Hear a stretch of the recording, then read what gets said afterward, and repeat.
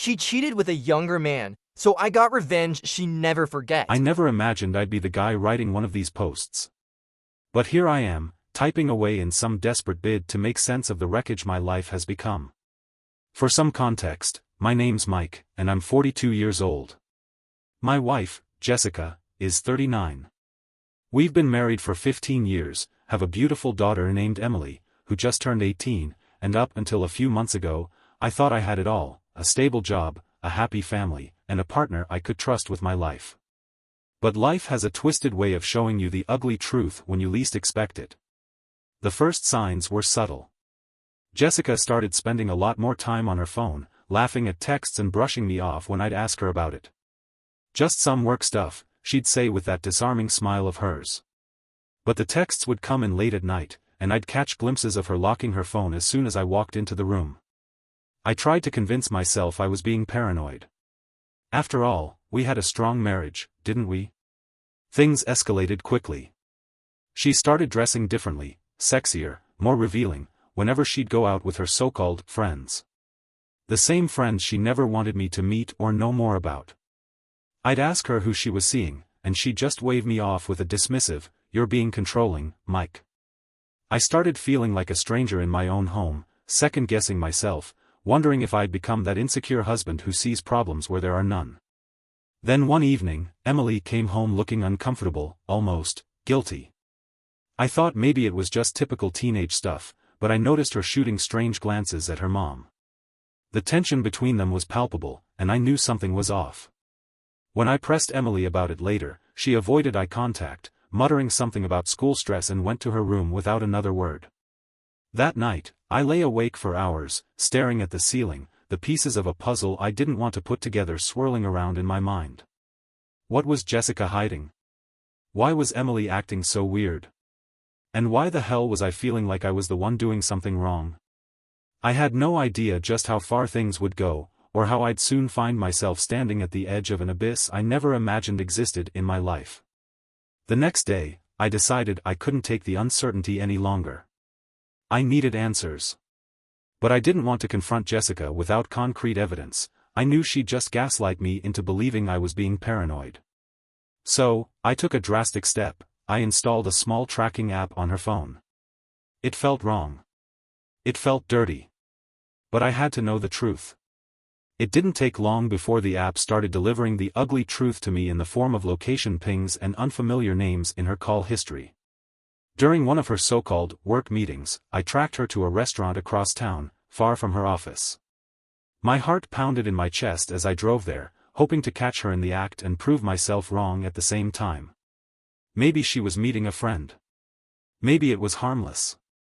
But deep down, I already knew what I'd find. When I got to the restaurant, I spotted her immediately, sitting at a dimly lit table near the window. She wasn't alone. My stomach twisted as I watched a man, tall, muscular, and much younger than me, lean across the table and whisper something in her ear. She threw her head back and laughed, a laugh I hadn't heard in months, one that used to be reserved for me. His hand was on her thigh, inching upward, and she wasn't stopping him.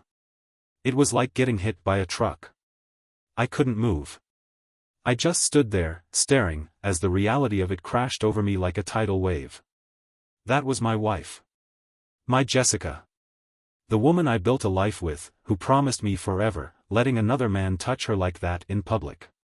And she didn't even care who saw. Something inside me snapped. I marched into the restaurant, my blood boiling, every step heavy with the weight of betrayal.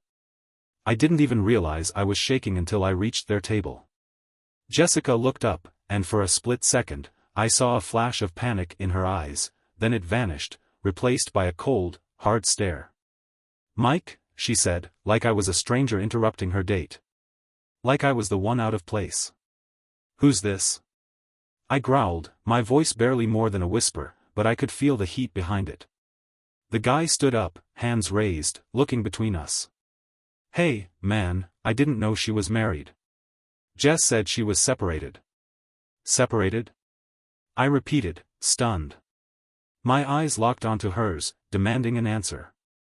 She just shrugged, completely unfazed, like it didn't matter that she'd been caught red-handed. Well, it's not like we're really together anymore, right? You're always working, always busy. I needed someone who actually made time for me.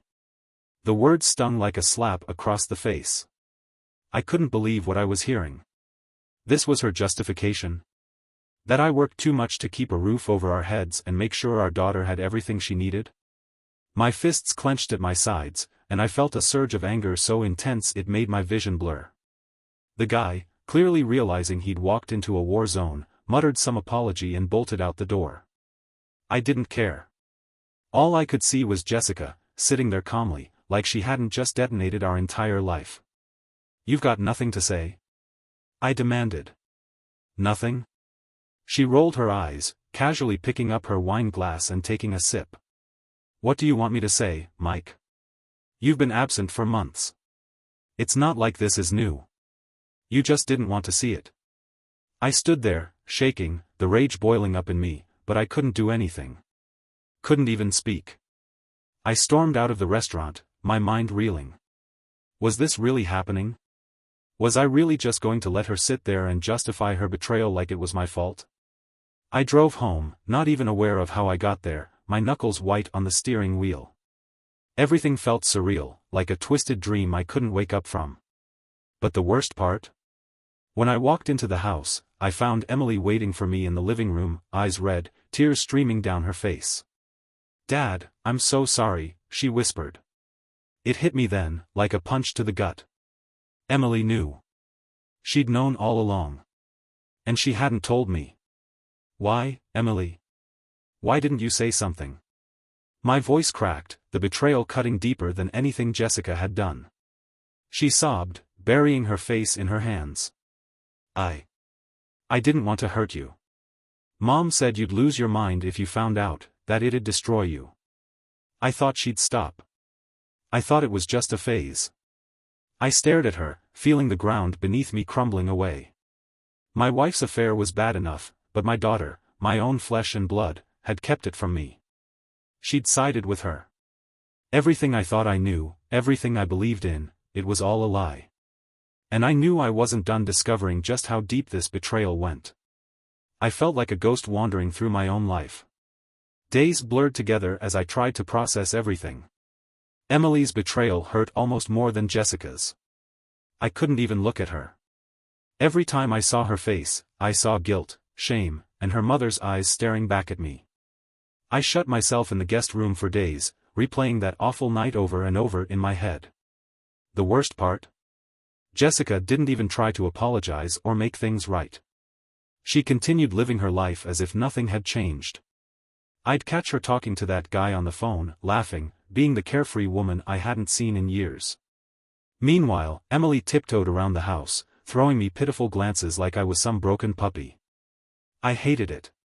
I hated the silence, the pity, the lies. I knew I had to do something. I couldn't just let this go. But I needed more. More than what I'd seen in that restaurant.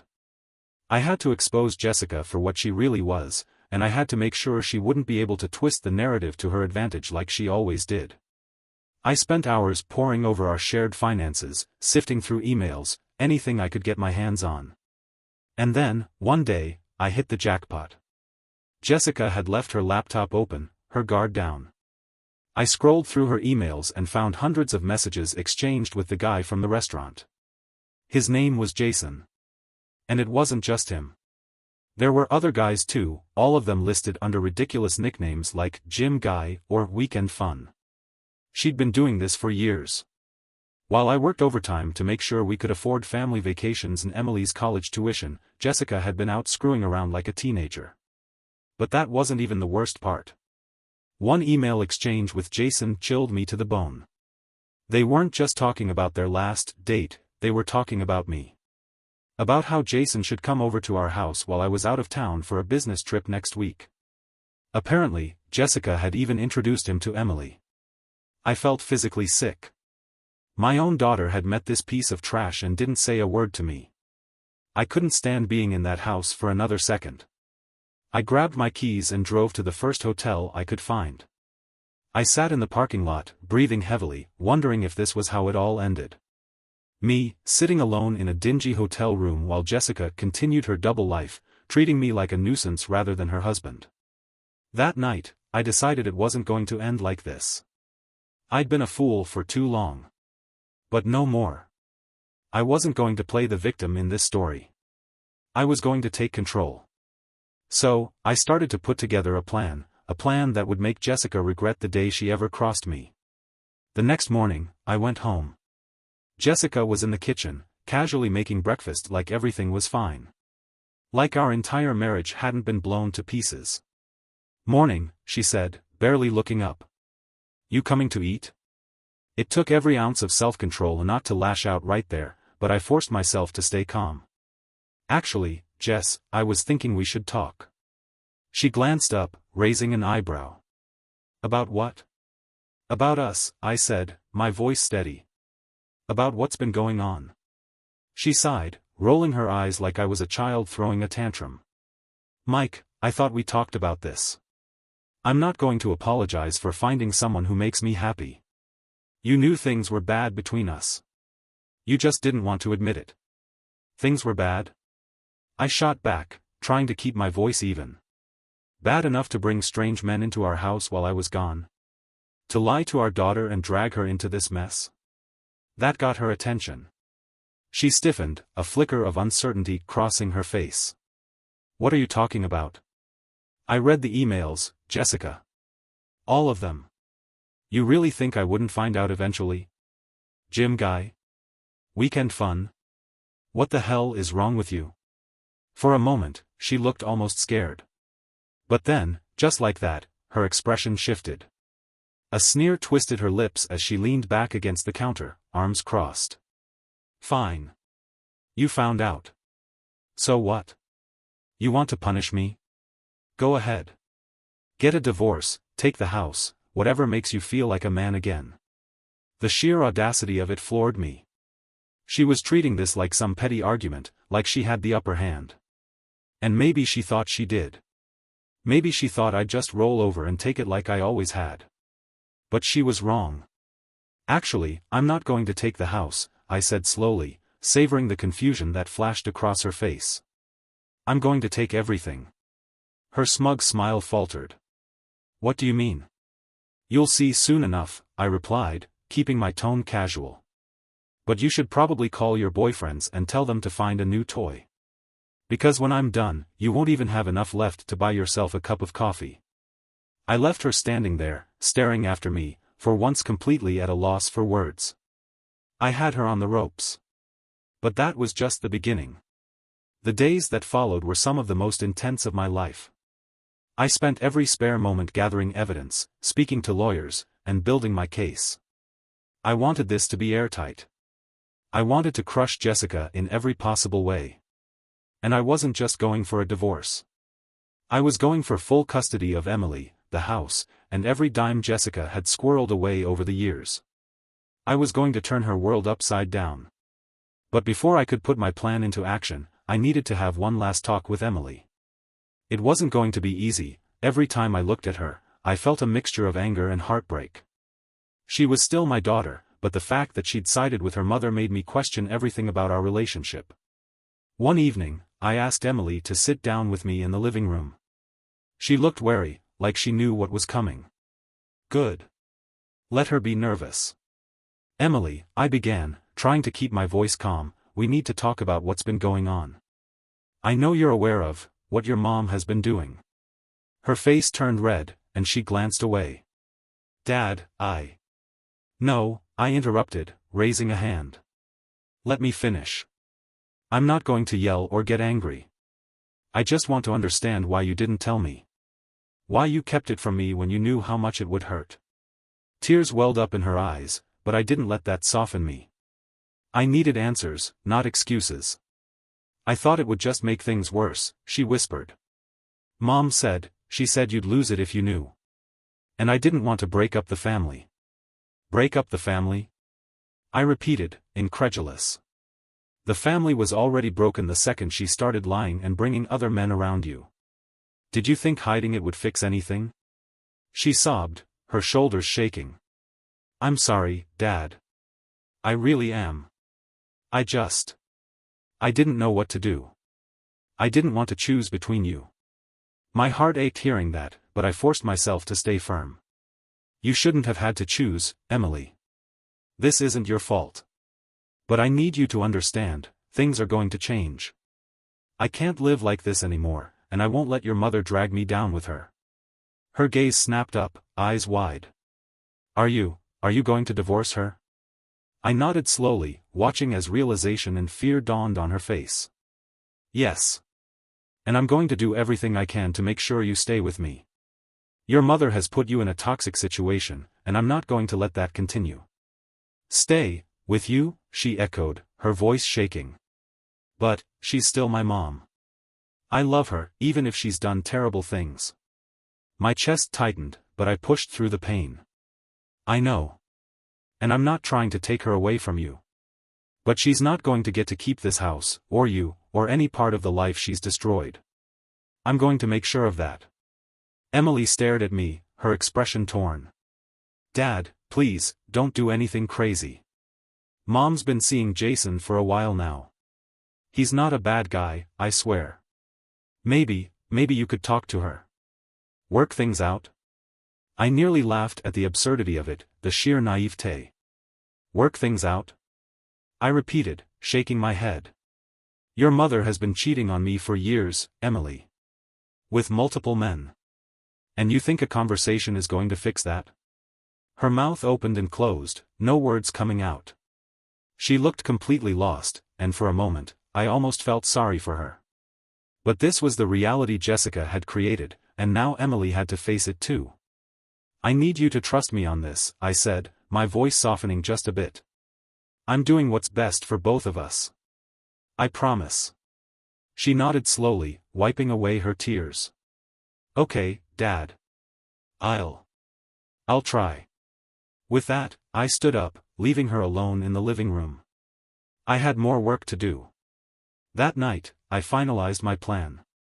The next morning, I contacted my lawyer and gave him everything I had, the emails, the text messages, the financial discrepancies I'd uncovered. Jessica had been using our joint money to fund her little adventures, dinners, hotel stays, gifts for Jason and the other guys. I made sure to document every single cent. My lawyer assured me we had a solid case for both divorce and full custody. But I wasn't done. There was one more piece to this puzzle. I knew Jessica was planning to bring Jason over that weekend while I was out of town. What she didn't know was that I had set up cameras around the house, disguised as everyday objects. I didn't want there to be any room for her to twist the narrative. I wanted hard evidence of her disrespecting our home, of bringing a stranger into the place we'd built together. So I pretended to leave for my business trip that Friday, making a big show of packing up and heading out. I even texted her a cheery goodbye, telling her I'd be back in a few days. Then I drove a few miles down the road and parked in a secluded spot, watching the live feed from my phone. She didn't waste any time. Within an hour, Jason was at our door, smiling like he owned the place.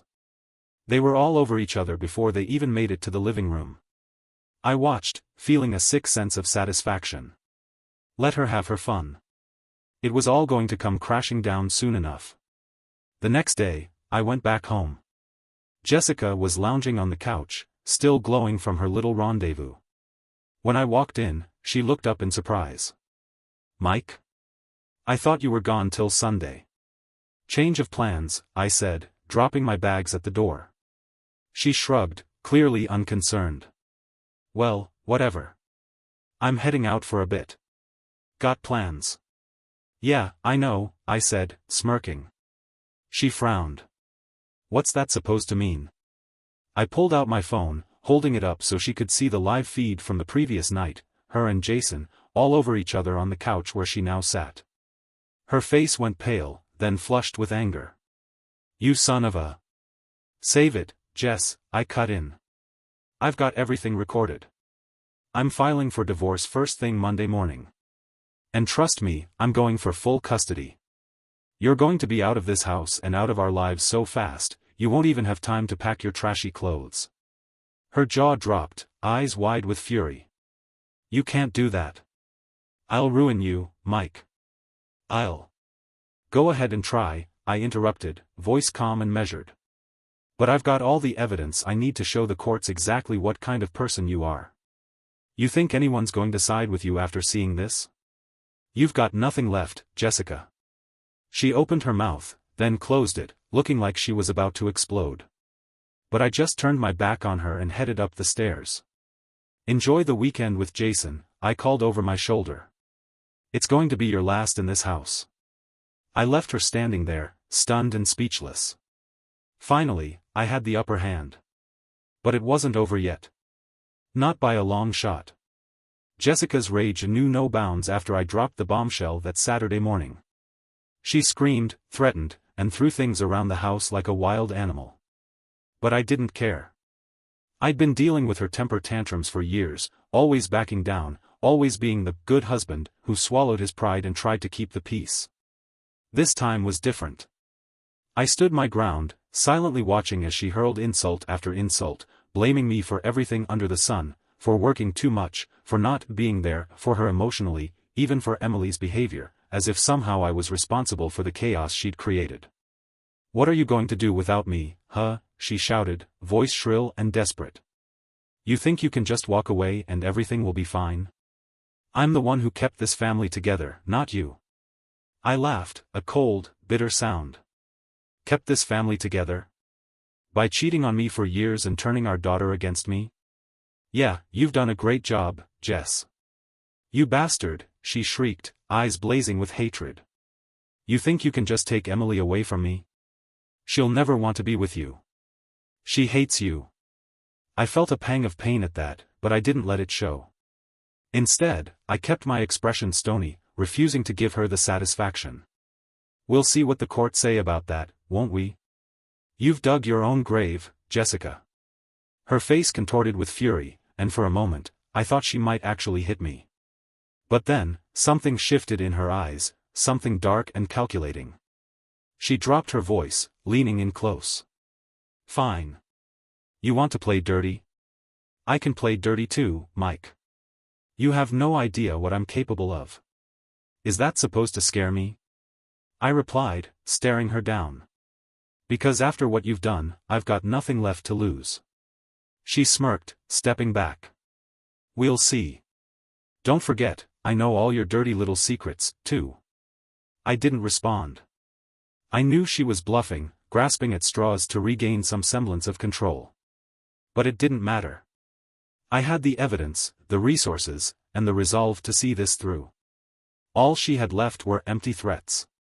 After that confrontation, Jessica seemed to go quiet, which was unusual. No more shouting, no more breaking things. She started spending long hours locked in our bedroom, on the phone or typing furiously on her laptop. I figured she was contacting her own lawyer, trying to spin some sob story about how she was the victim in all this. Let her. I wasn't worried. I underestimated her. On Monday morning, just as I was preparing to leave for the courthouse to file the divorce papers, a knock sounded at the door. I opened it to find a police officer standing there, a stern expression on his face. "Mr. Thompson?" he asked. "Yes, that's me.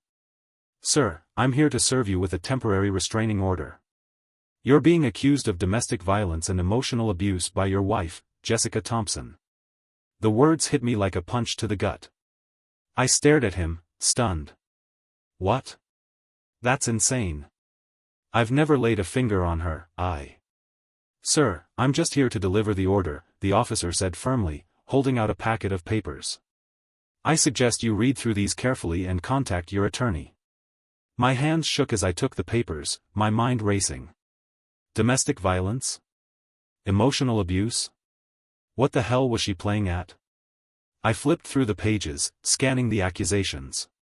It was all lies, claims that I'd threatened her, yelled at her, even pushed her down the stairs once during an argument. The worst part?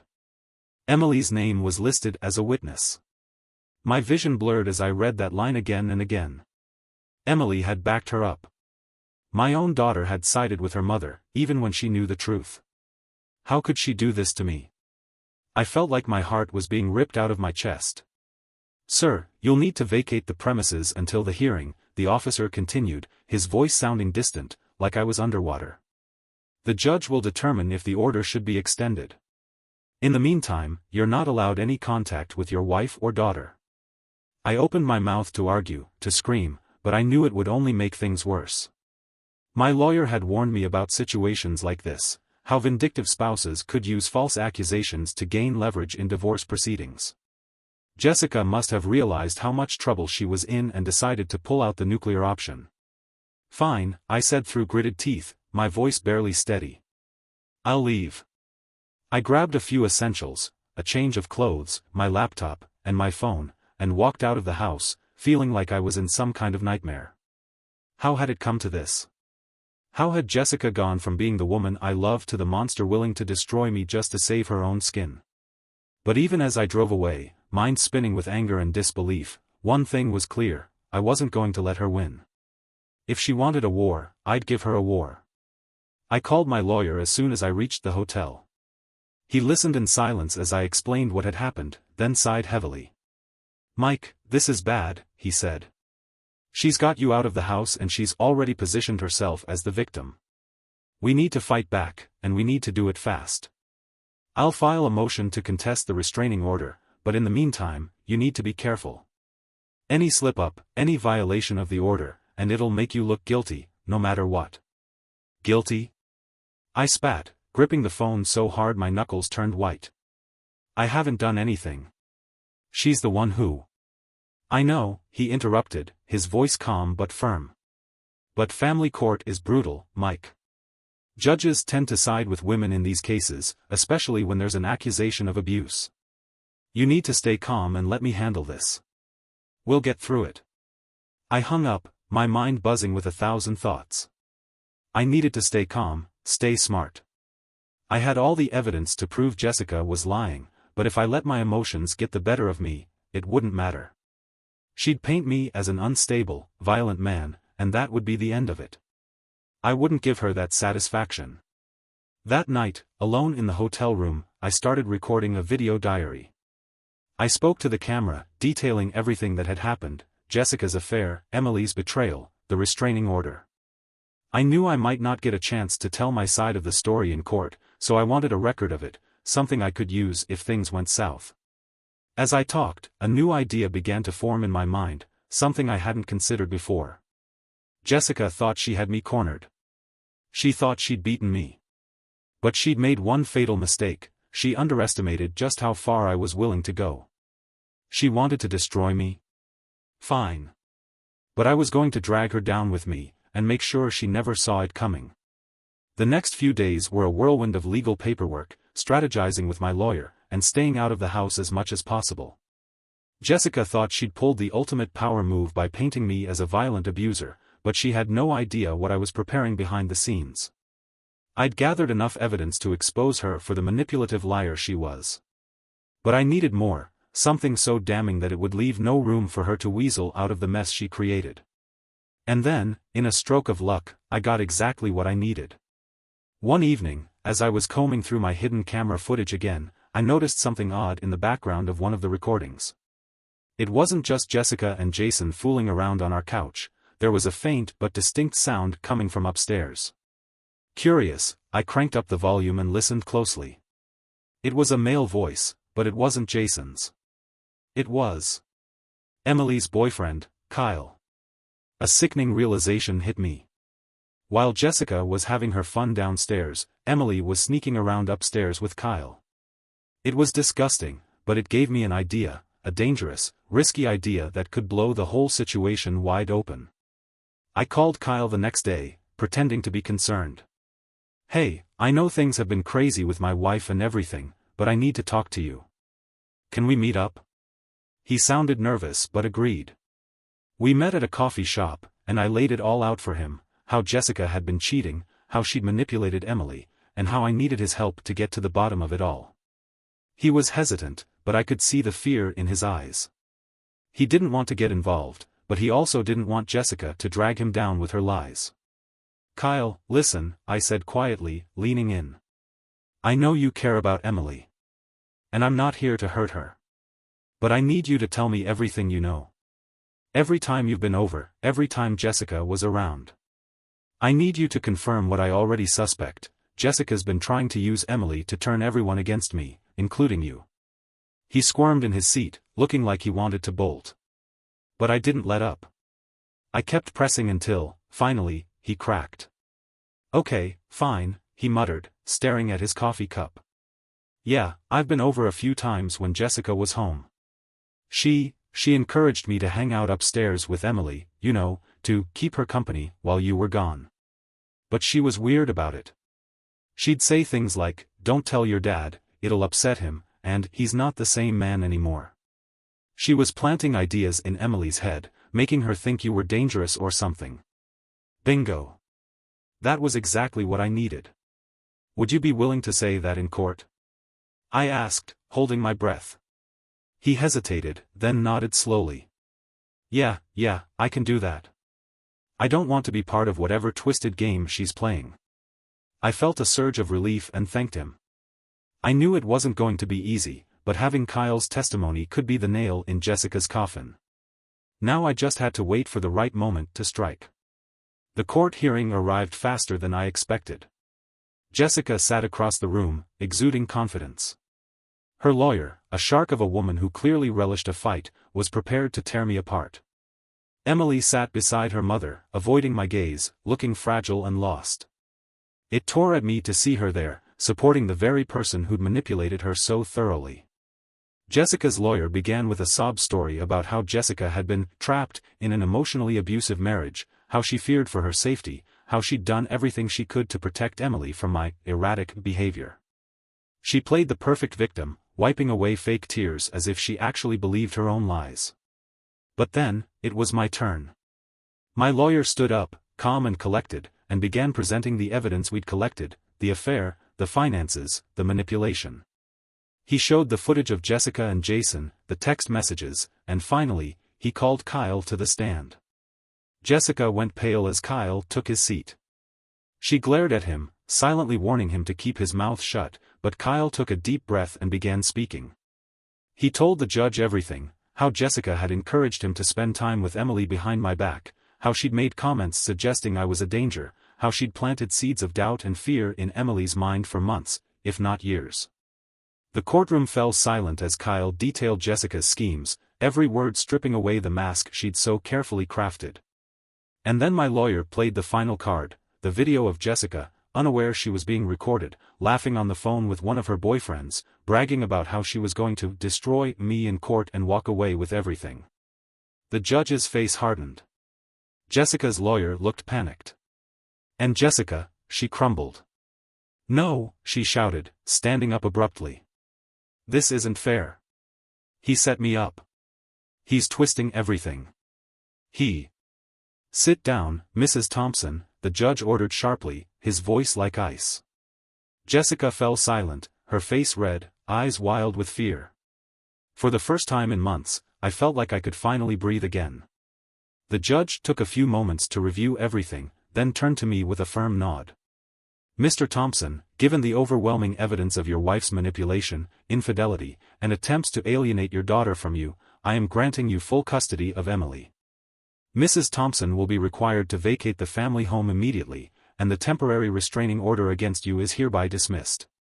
Furthermore, due to the severity of her actions, I am ordering a psychiatric evaluation to determine if she poses a risk to your daughter's well-being." Jessica's mouth fell open in shock. "No. You can't do this. He—" "Enough, Mrs. Thompson," the judge interrupted, his tone final. "You brought this upon yourself." And just like that, it was over. The gavel came down, and Jessica's world shattered.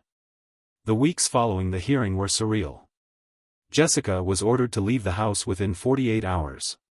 She tried to plead with me, to convince me to be reasonable and let her stay for Emily's sake. But I was done. I watched her pack up her things, screaming and cursing the entire time, throwing blame at everyone but herself. As for Emily, it was a slow road to healing. She cried when she found out her mother was being forced to leave and that I had won custody. She accused me of destroying their relationship, of turning her mom into a villain. But as time went on and I showed her the evidence, little by little, she began to understand. She began to see the truth behind Jessica's lies. One night, as we sat in the living room, Emily turned to me with tears in her eyes. "I'm sorry, Dad," she whispered. "I'm sorry for everything. I didn't know what to believe. I thought Mom was the one telling the truth." I hugged her tightly, feeling the weight of the past few months finally lift. "It's okay, Em. None of this is your fault. Your mom, she lost herself a long time ago. But we're going to be okay. I promise." And we were. Slowly but surely, we began to rebuild our lives. Jessica spiraled further out of control, her psychiatric evaluation revealed deeper issues, and she ended up losing her visitation rights after an incident at her apartment where she tried to harm herself.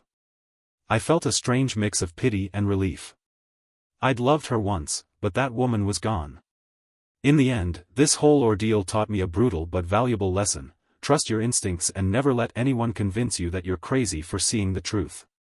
Jessica's lies, Emily's confusion, and the chaos that ensued, it all stemmed from one person's selfishness and deceit. And while it almost tore me apart, I came out stronger, more resilient. If there's one piece of advice I'd give anyone reading this, it's this: don't ignore the red flags. Don't let love blind you to the reality staring you in the face. And most importantly, never, ever let someone else define your worth or dictate your life. In the end, you're the only one who can fight for what's yours. Jessica may have tried to ruin me, but she only ended up destroying herself. And now, Emily and I are finally free to live the life we deserve, without lies, without manipulation, and without the weight of a toxic presence dragging us down.